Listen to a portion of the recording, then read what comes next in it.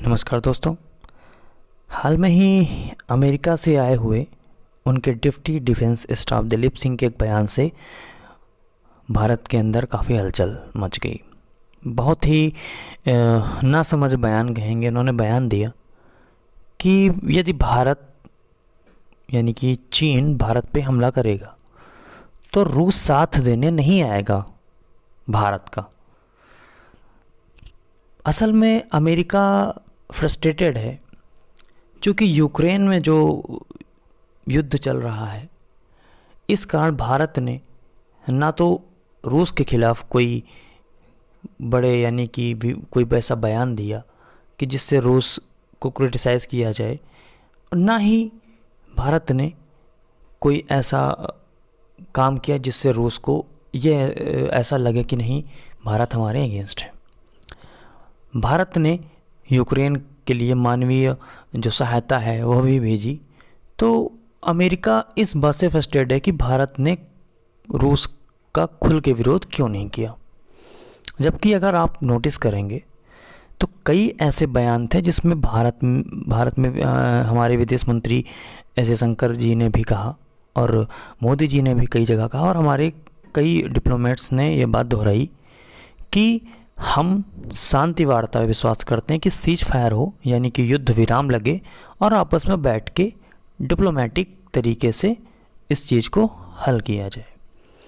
हालांकि आपको जैसा पता होगा कि रूस ने यूक्रेन के नाटो को ज्वाइन करने के कारण उन्होंने यूक्रेन पे हमला किया। उन्होंने कहा कि हमको सुरक्षा संबंधी खतरा था, इस वजह से मैंने यूक्रेन पे हमला किया। सबके अपने अपने वर्डिक्ट हैं। तो उस बात पे न जाके हम इस बयान को एनालाइज करते हैं। जैसा कि अमेरिका ने कहा कि यदि चीन हमला करेगा भारत पे रूस साथ नहीं देगा, तो सबसे पहले अमेरिका के लिए एक बात है, हम यहाँ पे क्रिटिसाइज़ करने के बजाय कुछ पॉइंट्स रखना चाहेंगे कि जैसे अमेरिका ने अभी भी पाकिस्तान के साथ अपने रिश्ते बरकरार रखे हैं। पाकिस्तान में बहुत सारी आतंकी गतिविधियाँ होती हैं, उसके बावजूद अमेरिका ने पाकिस्तान पे किसी भी प्रकार का प्रतिबंध नहीं लगाया। पाकिस्तान के पास अभी भी अमेरिकी हथियार हैं जिनका वह प्रयोग भारत के खिलाफ भी कर सकता है। आपको एक बात और बताना चाहेंगे कि नॉन नाटो एलाई है वह दर्जा प्राप्त है पाकिस्तान को।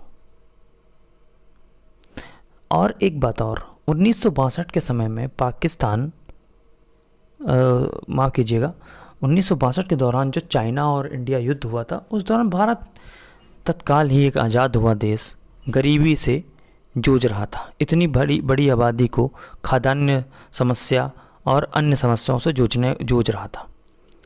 उस समय और आज के समय भारत में बहुत ही बड़ा अंतर है। आज हम विश्व की बड़ी आर्थिक महाशक्तियों में से एक हैं। हमारी सेना विश्व की सबसे मजबूत सेनाओं में से एक मानी जाती है और हमने इस बात को साबित भी किया है। डोकलाम ले लीजिए, लद्दाख में जो स्टैंड अप था उसको ले लीजिए। हमने चाइना को तगड़ी टक्कर दिया है। चाइना को पता है कि भारत से उलझने पर उसको क्या दुष्परिणाम देखने पड़ेंगे। हम एक परमाणु शक्ति संपन्न राष्ट्र हैं। उसके साथ साथ एक चीज़ और हम कहना चाहेंगे कि जैसे अमेरिका का जो बयान था उससे बहुत सारे बातें उठी हैं, लेकिन अमेरिका को ये समझना चाहिए कि भारत के जो संबंध हैं रूस के साथ बहुत ही अच्छे हैं और उसके साथ साथ जो ऊर्जा संबंधी ज़रूरतें हैं, हम रूस से बहुत सी चीज़ें परचेज़ भी करते हैं जैसे यूरेनियम से जुड़ी हुई चीज़ें। और उसके साथ साथ रूस ने भारत को जो हथियार दिए जैसे लड़ाकू विमान हो गए, अटैक हेलीकॉप्टर्स हो गए हैं, मिसाइल्स हो गई हैं, रूस ने भारत का बहुत बड़े स्तर पे साथ दिया है। इस विषय में यूके की जो फॉरेन सेक्रेटरी आई थी भारत में, तो उस दौरान एस जयशंकर और हमारे जो विदेश मंत्री हैं एस जयशंकर जी और उन जो फॉरेन सेक्रेटरी हैं, तो बात हो रही थी तो उन्होंने कहा कि जैसे यूरोपीय देशों ने यूक्रेन पे प्रतिबंध लगाए हैं, हम भारत को भी रूस को की मदद नहीं करनी चाहिए, रूस से जो ऑयल इंपोर्ट करते हैं वो नहीं करना चाहिए। तो जयशंकर प्रसाद ने एक बहुत ही अच्छा जवाब दिया। उन्होंने कहा कि जहाँ तक मुझे पता है कि लगभग 1 महीने से मैंने देख रहा हूँ सबसे ज़्यादा तो नेचुरल गैस और ऑयल इंपोर्ट यूरोपीय देश कर रहे हैं, पहले उनको देखना चाहिए। हालांकि उन्होंने कहा था, यूके की जो फॉरेन सेक्रेटरी, उन्होंने कहा कि हम 1 साल में अपनी ऊर्जा संबंधी ज़रूरतों को कहीं और कोई और विकल्प तलाशेंगे, उनके लिए आसान होगा। हालांकि जयशंकर सर ने जोड़ा भी ये बात, उन्होंने कहा कि हम अपनी जनता के हितों को में ध्यान में रख के हम मार्केट यानी कि बाज़ारों की तलाश करते हैं जहाँ पे हमको उचित मूल्य पे तेल मिलेगा, या जो हमारी ज़रूरतों संबंधी जो चीज़ें हमको मिलेगा हम वहीं से ख़रीदेंगे। तो इस बात पे यूके की जो फॉरेन सेक्रेटरी थी उन्होंने भी सहमति बताई। और इस समय बहुत सारे यूरोपीय और नॉर्थ अमेरिकन और यानी विश्व भर के कई डिप्लोमेट्स भारत में, यानी कि जो उनके देशों के प्रतिनिधि हैं, भारत में आ रहे हैं। इससे 2 बात सिद्ध होती हैं। बहुत से देश भारत के इस रुख से भारत से प्रभावित भी हैं, और बहुत से देश कोशिश कर रहे होंगे कि नहीं, भारत को रूस के खिलाफ कुछ बयान देना चाहिए।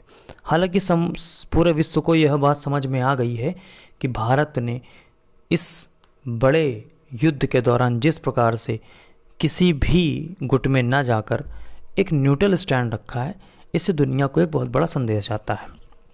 हालांकि आपको एक बात और बता दें कि इसी दौरान रूस के विदेश मंत्री भी भारत हैं। उन्होंने इस ऑयल इंपोर्ट और व्यापारिक संबंधी कई मामलों में बात किया है। जहाँ तक मेरा अनुमान है कि जो यूक्रेन में क्राइसिस है अभी जल्दी ही थमने वाली नहीं है और यह लंबा खींचेगी। इसके लिए रूस के विदेश मंत्री भारत आए हैं, एक हाई लेवल मीटिंग भी हुई है, प्रधानमंत्री जी भी रूस के विदेश मंत्री से मिले। हालांकि वांग यी जब चीन के विदेश मंत्री आए थे तो उनसे प्रधानमंत्री जी नहीं मिले थे। ये भी एक बहुत बड़ा संदेश है कि हमारे संबंध रूस से तो अच्छे हैं, पर चीन को भी इस विषय में विचार करना होगा।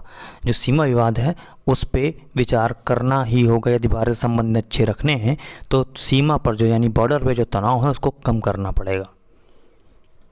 तो उसके साथ साथ अंत में निष्कर्ष क्या निकलता है?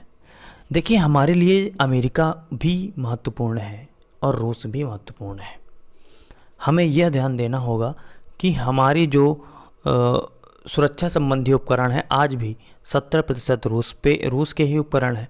और दूसरी बात, हमें एक बड़े बाज़ार की तलाश है और हमें एक ऐसे आर्थिक सहयोगी की भी आवश्यकता है जो हमारे जो इंटरनल जो इंफ्रास्ट्रक्चर है, जो हमारी मार्केट को एक्सप्लोर करने में मदद कर सके।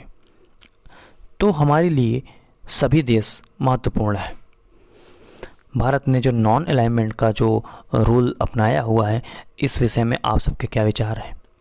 कमेंट बॉक्स में ज़रूर लिखिएगा। अगर वीडियो अच्छा लगा हो तो चैनल को सब्सक्राइब और लाइक जरूर कीजिएगा। रूस से संबंधी, यूक्रेन से संबंधी जो भी नई खबरें आएंगी आपको बहुत ही आसान भाषा में पहुंचाने की कोशिश करूंगा। चैनल में जुड़े रहने के लिए बहुत बहुत धन्यवाद। जय हिंद, जय भारत।